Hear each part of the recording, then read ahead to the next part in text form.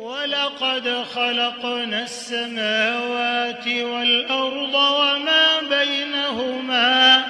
وما بينهما في 6 أيام وما مسنا من لغوب فاصبر على ما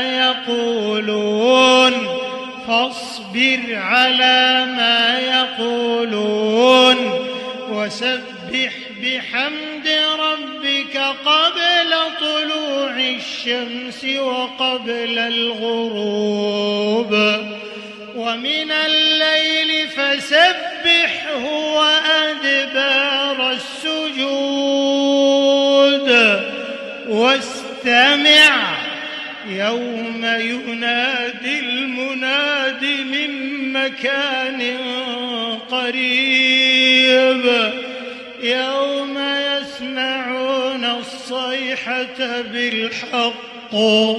ذلك يوم الخروج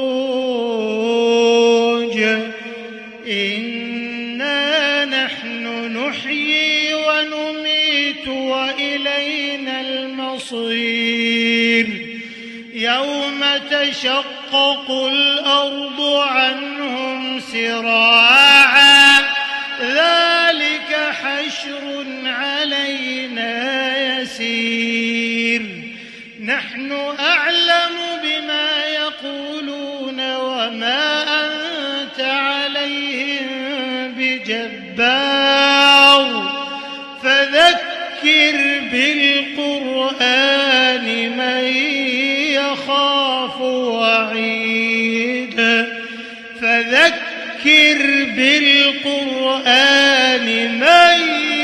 يخاف وعيد